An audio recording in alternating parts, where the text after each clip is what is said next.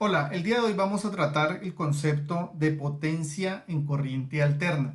Este concepto es muy importante porque ustedes lo van a utilizar más adelante en su curso de redes y cuando estén en la vida práctica, en el momento que les toque calcular un regulador o les toque calcular una UPS y las baterías de una UPS.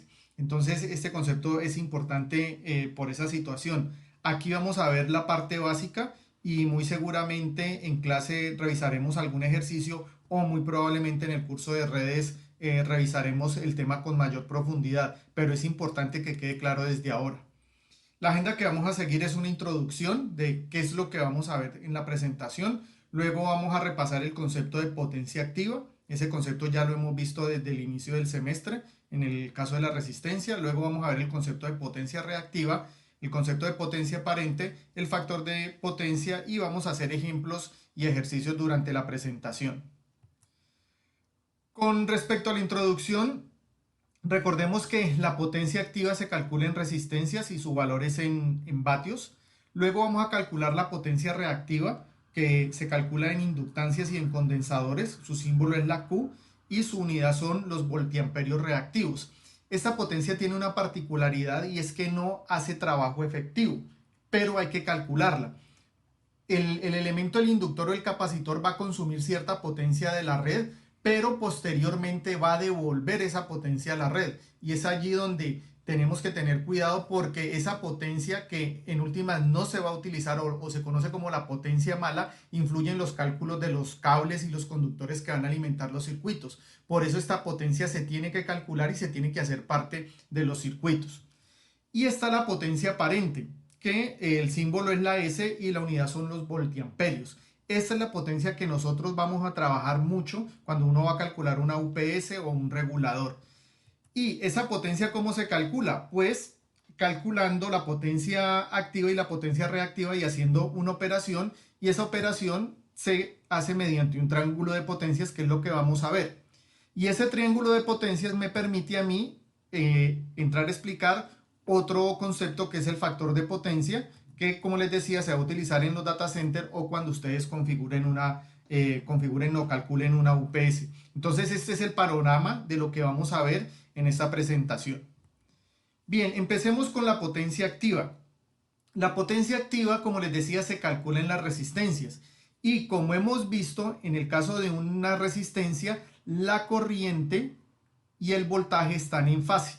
Entonces, si yo voy a calcular la potencia, pues voy a obtener solo multiplicar el voltaje por la corriente y acá voy a tener la onda de la potencia. Entonces, la potencia en una resistencia en corriente alterna se calcula igual que lo hemos venido haciendo en DC. O sea, V por I cuadrado R o V cuadrado sobre R y la unidad son los vatios, ¿correcto? Entonces, esa es la manera de calcular potencia activa en una resistencia, o sea, se comporta igual. La resistencia, por la situación de que no hay desfase entre corriente y voltaje, se comporta de manera igual. Y esa potencia, pues, va a ser la potencia, por así decirlo, efectiva, que se va a transformar en calor o en trabajo en determinado momento.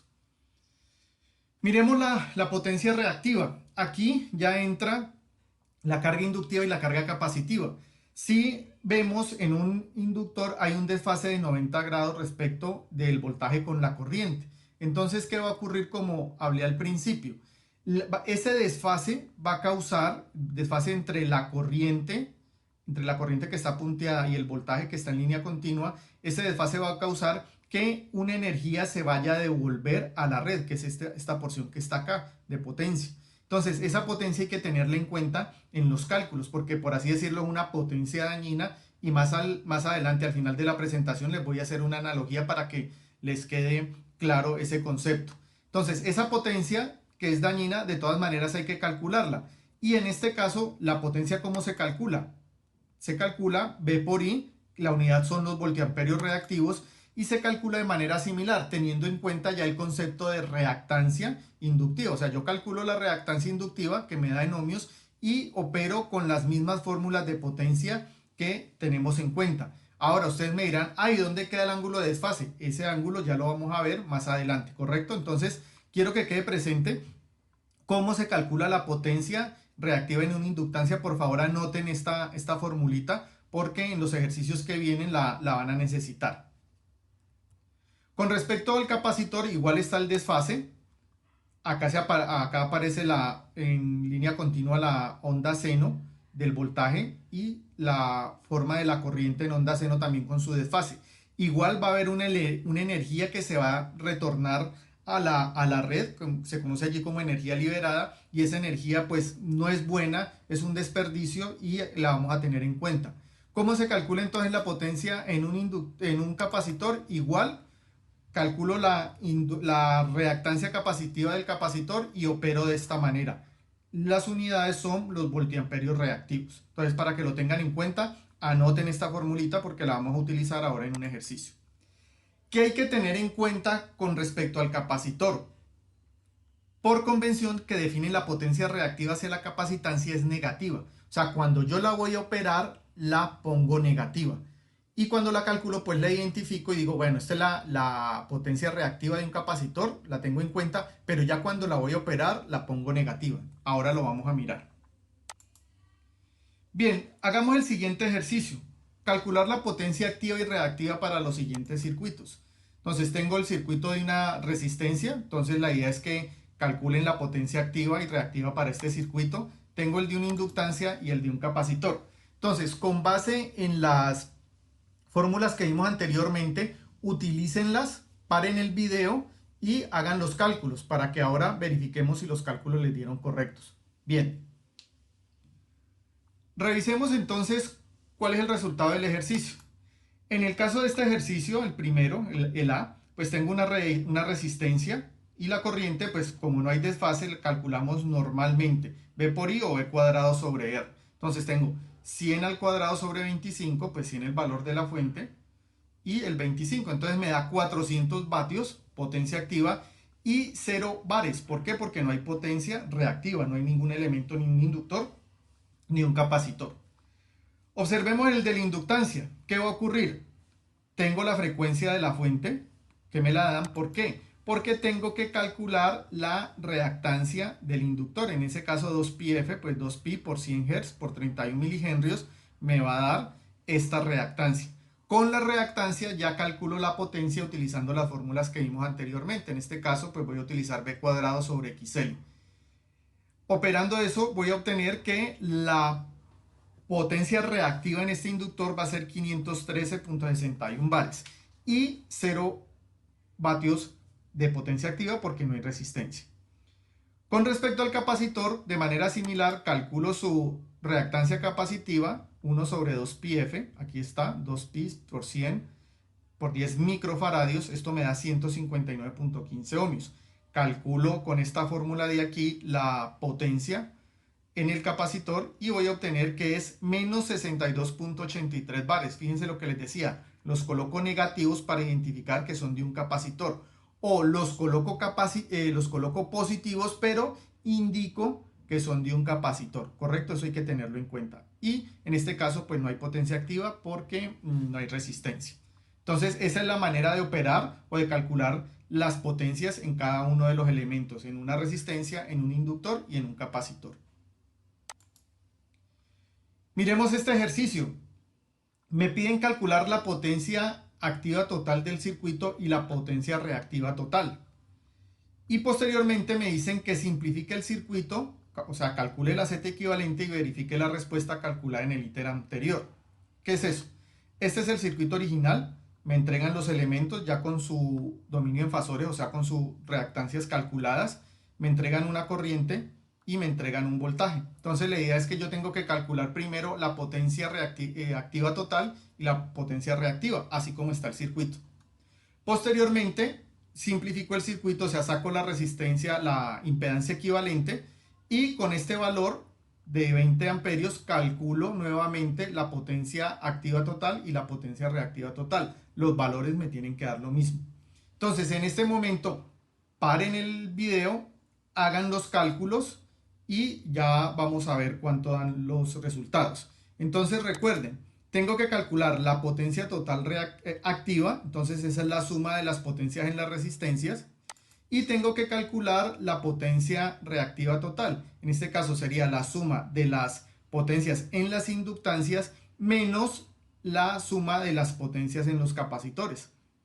Entonces, paren el video, hagan sus cálculos y ya lo empezamos a revisar. Aquí tenemos ya el ejercicio con los cálculos hechos. Entonces vamos a calcular la potencia activa. En las resistencias pues solo hay una resistencia, entonces pues sería 20 amperios al cuadrado por 3 ohmios, eso da 1200 vatios. Y empiezo a calcular las potencias en cada elemento. Entonces voy a calcular en el capacitor 1, su reactancia serían 6 ohmios, pero pues ya en fasores sería menos 6J. Entonces, ¿qué tengo aquí? Con la corriente que tengo, los 20 amperios al cuadrado por 6 me da 2400 bares capacitivos. Todavía no los he puesto negativos, pero identifico que son de un capacitor. Luego calculo en el otro capacitor, en C2. En este caso, como me entregan el voltaje, calculo el voltaje. Lo utilizo para calcular la potencia reactiva, voltaje al cuadrado sobre la reactancia capacitiva, que en este caso sería 10 ohmios. Aquí está ya en fasores. Entonces eso me da 4000 bares capacitivos. Y por último, la potencia en el inductor. Igual, tengo el voltaje, entonces con esta fórmula calculo la potencia en el inductor. Entonces, en este caso, tengo la potencia total 1200 vatios, porque solo hay una resistencia. Y la potencia total sería la suma de las potencias en los capacitores y en las inductancias. Entonces, en este caso tengo menos 2400 de este capacitor de acá, menos 4000 de este capacitor de acá y más 8000 de esta inductancia de acá. Obtengo 1600 bares. ¿Qué puedo intuir de este resultado? Pues que me dio esta potencia positiva, o sea que yo puedo intuir que este circuito va a ser inductivo, ¿correcto? Después de hacer la suma de sus potencias. Si hago el procedimiento de calcular la resistencia equivalente, que espero que lo hayan hecho, pues la resistencia equivalente, la impedancia equivalente, perdón, de este circuito sería este que se aprecia acá, donde claramente veo que me da una inductancia, entonces por eso ya es consecuente con el resultado anterior. Y calculo las potencias utilizando pues este valor de 20 amperios que me lo dan en el circuito inicial. Entonces las potencias serían 1200 vatios y la QL pues sería I cuadrado por la reactancia, en este caso 1600 bares. Entonces los resultados son consecuentes, o sea que quedó bien hecho el ejercicio. Esta es una manera de probar si el ejercicio está bien realizado. Bien, ya teniendo en cuenta lo que calculamos anteriormente, esta es la potencia reactiva y la potencia activa y la reactiva, miremos a ver cómo se relacionan estas dos potencias para pasar al concepto de potencia aparente. La potencia aparente se identifica con una S y su unidad son los voltiamperios. Entonces, cuando en un circuito hay elementos RLC, la relación de V por I, o sea, de corriente por voltaje, se conoce como potencia aparente y se identifica con una S. Esta es la potencia que utilizamos para calcular reguladores, UPS y transformadores. Entonces, esta es la potencia que nosotros vamos a aprender a manejar de ahora en adelante, o que ustedes la aprendan a manejar e identificar o interpretar. Entonces, para calcular esa potencia S, me tengo que valer del triángulo de potencias. Yo no puedo sumar la potencia activa con la reactiva normalmente. ¿Por qué? Porque hay un ángulo de por medio. Entonces, vamos a ver cómo se calcula esa potencia aparente. Supongamos que tengo este circuito, donde tengo una inductancia y una resistencia.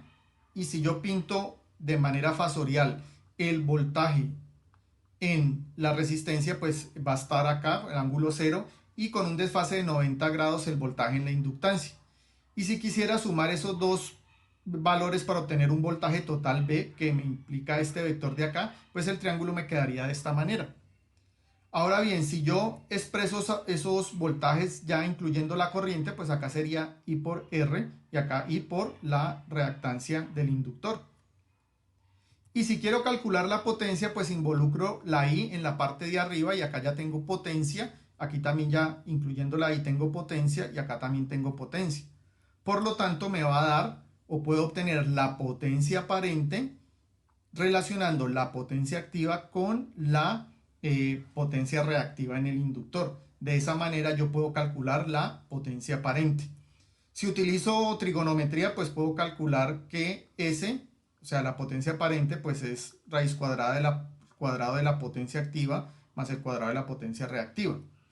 O S lo voy a expresar en números complejos de esta manera, la potencia activa más el fasor de la potencia en la inductancia. O en coordenadas polares, S va a ser la magnitud de la potencia aparente con el desfase entre los dos elementos que se analizaron. En el caso de un condensador, pues esa relación en fasores pues va a ser negativa y el triángulo quedaría hacia abajo porque el fasor del condensador vendría hacia acá abajo para que lo tengan en cuenta.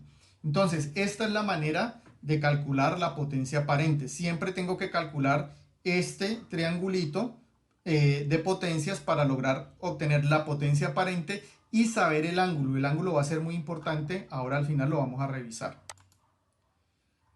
Hagan este ejemplo que es un ejemplo del libro. Entonces, revisemos el ejemplo, ustedes paran el video y hacen el cálculo para ver si es coherente o si tienen dudas para que la revisemos en clases. Entonces, ¿qué dice el ejemplo? Para el siguiente circuito determine el triángulo de potencias y calcule la corriente I suministrada por la fuente, o sea, esta corriente I. Entonces, para hacer el triángulo de potencias, pues yo tengo que calcular la potencia aparente que consume todo el circuito y con base en esa potencia aparente y este voltaje puedo calcular esta corriente, ¿correcto? Entonces, paren el video, hagan los cálculos, intenten dibujar el triángulo de potencias, resuélvanlo, si tienen dudas las apuntan y ahora revisamos la respuesta. ¿Pero en qué consiste? Como me piden el triángulo de potencias, pues tengo que calcular la potencia activa total y la potencia reactiva total. Ya con esos dos valores calculo el triángulo de potencias. Entonces paren el video, hagan el ejercicio y ya revisamos los resultados. Revisemos entonces los resultados. Calculo la potencia total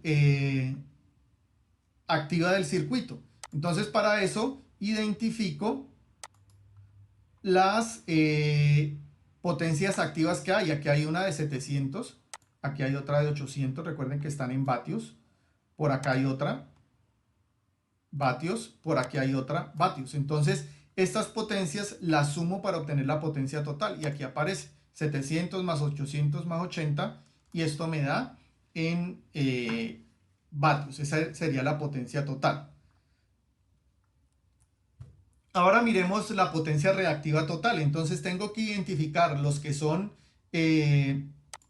capacitores y los que son inductores. Entonces miremos primero los capacitores. Aquí tengo un capacitor, o sea que esta potencia tiene que ir negativa. Aquí tengo otro capacitor y aquí tengo otro capacitor. Entonces estas potencias en la suma tienen que ir negativas. Entonces vemos 1300 de un inductor positivo, 600 de un capacitor, 100 del otro capacitor y 1200 del otro capacitor negativos y calculo la potencia en bares. La suma me da menos 600 bares o en este caso yo intuyo que como me dio negativa el circuito va a ser capacitivo y digo que son 600 bares pero capacitivos para tenerlo en cuenta. Cualquiera de las dos expresiones es válida. Entonces con base en eso dibujo el triángulo de potencias o llego a calcular la potencia aparente, la expreso en fasor como lo vimos en el slide anterior, los 1600 en activa y menos 600J porque pues es un capacitor. Y aquí ya obtengo automáticamente la potencia aparente, este es el valor de la potencia aparente total del circuito. Y este es el ángulo de desfase, ¿correcto? Si pinto el triángulo de potencias, aquí lo tengo los 1700 vatios activos, los 600 bares capacitivos, va hacia abajo porque es negativo, y aquí tengo el cálculo que acabamos de hacer, ¿correcto? Entonces, esta potencia aparente es la potencia total del circuito. Entonces, si me piden calcular la corriente, utilizando esta expresión, lo puedo hacer. B por I, despejo I y obtengo que la corriente son 15.02 amperios. Esa es la corriente I que me pedían calcular aquí, ¿correcto? Bien. Con base en eso que vimos anteriormente, este ángulo de desfase que me entrega el triángulo de potencias va a ser muy importante tenerlo en cuenta para explicar este concepto del factor de potencia. Si nosotros miramos el concepto de factor de potencia, pues la palabra factor dice que se debe multiplicar por otra cifra, y esta cifra se utiliza para ese tipo de cálculos, ya les explico cuáles, y potencia determina la potencia verdadera que un circuito está consumiendo. Entonces, si revisamos el triángulo de potencias para calcular la potencia aparente, como aparece aquí, entonces vemos el ángulo teta, este ángulo teta de aquí, y si yo quiero analizar qué pasa con la potencia activa, con el ángulo teta, me voy a encontrar que la potencia activa está relacionada B por I coseno de teta. Esto está en vatios. Y el factor de potencia es el coseno de teta. ¿Cuánto da ese valor de coseno de teta? Ese valor da entre 0 y 1, obviamente porque pues es un coseno. Pero si el circuito es netamente resistivo es porque no existe desfase entre la corriente y el voltaje. Por tanto, teta es 0 y el coseno de teta sería 1. Cuando es 1 me indica que toda la carga es resistiva, o sea que hay un aprovechamiento al máximo de la energía en el circuito. Si empieza a existir un desfase tanto hacia el lado inductivo o hacia el lado capacitivo, pues ese factor de potencia va a ser menor que 1 y ahí va a haber, por así decirlo, una pérdida de eficiencia en el circuito para que lo tengan en cuenta. Entonces, este factor de potencia es muy importante para ciertos cálculos, como cuáles. Aquí tengo un ejemplo de las especificaciones de una UPS. Entonces me indica el modelo de la UPS, el modelo, la capacidad, fíjense en kilovoltiamperios o en vatios, porque cuando ustedes van a calcular una UPS, ustedes pueden hacer una suma en vatios de las potencias de los elementos o hacer la suma en voltiamperios. Entonces aquí tengo los dos valores. Luego aparece un voltaje nominal con el cual funciona la UPS, en este caso funciona a 220. La frecuencia de 50 o a 60 Hz. Y fíjense este valor de aquí, el factor de potencia de la UPS. En este caso es un factor de potencia de 0.98, o sea que el aparato tiene una eficiencia del 0.98, casi del 100%. Ese valor va a ser muy importante al momento donde yo quiera calcular las baterías de la UPS. Como les digo, eso más adelante lo vamos a ver o en clase lo discutimos. Entonces, ese valor del factor de potencia es muy importante que ustedes lo conozcan. Y cuando ustedes vayan a comprar una UPS, pues si ese valor es, por ejemplo, 0.5, pues la eficiencia sería el 50%. Si ustedes van a ver las UPS de ahora, muchas están casi alrededor del 0.98, 0.99 de eficiencia del circuito. Bien, ya para finalizar, miremos una analogía para que les quede claro la relación entre la potencia activa y la potencia reactiva. Y esa analogía lo vamos a hacer con un vaso de cerveza. Todos hemos tomado cerveza alguna vez en la vida. ¿Y qué ocurre con la cerveza? La cerveza tiene, por así decirlo, una parte que nos tomamos y cuando a veces la sirven mal, pues nos queda mucha espuma, que sería este pedazo de acá. Obviamente por esa espuma nosotros vamos a pagar y nos la vamos a tomar. Entonces, ¿cuál es la analogía? La potencia activa es la parte que me quedó bien servida de la cerveza y la potencia reactiva es esa espuma que igual me la tengo que tomar, pero pues está allí presente, no la puedo, entre comillas, desechar. ¿Y cuál sería la potencia aparente? Pues las dos, potencia activa y la potencia activa como lo hemos visto. Entonces, ¿qué ocurre? Esa potencia activa está dada en vatios y es la potencia eficaz, o sea, la que va a entregar trabajo. Y la potencia reactiva se calcula en el inductor y en el capacitor y está dada en bares. Y la potencia aparente, pues es la relación de los tres elementos y sus unidades son los voltiamperios. Entonces esta es la analogía para que les quede claro y recuerden esta parte de potencia aparente cuando se estén tomando una cerveza. Cuando estén tomando la espuma, se están tomando la potencia reactiva y ya cuando empiecen a tomarse la cerveza, pues están tomando la potencia activa. Bien, Cualquier duda, cualquier inquietud, la vamos a revisar en la siguiente clase y ahí haremos ejercicios. Gracias.